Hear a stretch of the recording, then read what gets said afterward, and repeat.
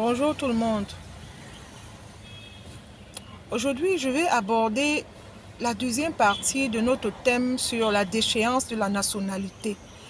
Pour ceux qui m'ont suivi depuis la semaine dernière, j'ai édifié sur à la première partie, j'ai édifié sur l'acquisition de la nationalité et j'ai pris pour ce faire deux cas, le cas du Cameroun et celui de la France.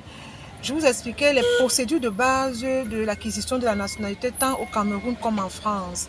Je vous expliquais qu'elle pouvait se faire par filiation, par le droit de sol, comme elle pouvait aussi faire par alliance. Ça, c'est pour ce qui est des procédures de base de l'acquisition de la nationalité. Après, elle peut donner lieu à d'autres procédures d'acquisition de la nationalité. Aujourd'hui, je vais aborder la deuxième partie du thème qui concerne la perte de la nationalité. Je vais toujours partir des deux exemples des deux pays, le cas du Cameroun et celui de la France.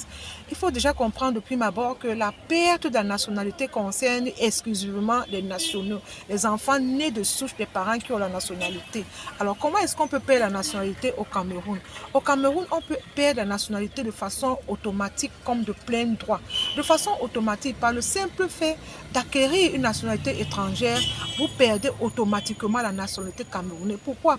Parce que la loi du 11 juin 1968, en son article 31, instituant un code de nationalité camerounaise, n'admet pas la double nationalité. C'est vrai que cet article, cette loi cause beaucoup d'indignation aux Camerounais qui ont acquis la nationalité étrangère, mais qui n'arrivent plus à faire valoir leur nationalité camerounaise.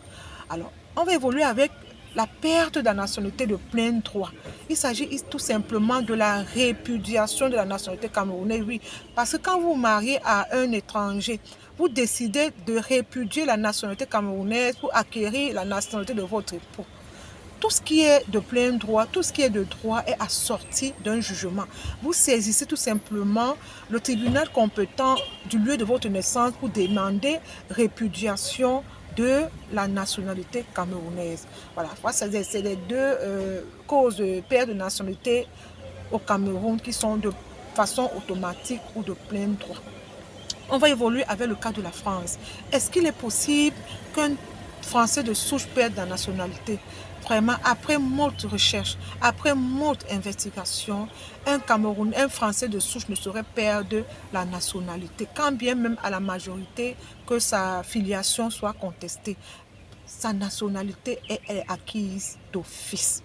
Vous voyez qu'à titre de droit comparé, autant au Cameroun, un Camerounais peut perdre la nationalité de façon automatique ou de plein droit, autant en France, il est impossible qu'un Français perde sa nationalité.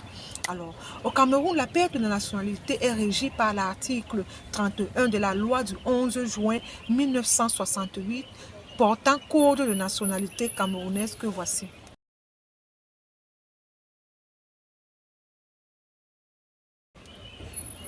Cet article indique que la perte de nationalité n'est possible qu'à la majorité. Alors là, c'est la condition sine qua non. On ne peut perdre sa nationalité au Cameroun qu'à la majorité. Et elle se fait de façon automatique, comme elle peut se faire de plein droit. Ça, c'est l'essentiel de ce qu'il faut comprendre pour ce qui est de la perte de la nationalité au Cameroun. J'espère vous avoir apporté la quintessence du thème.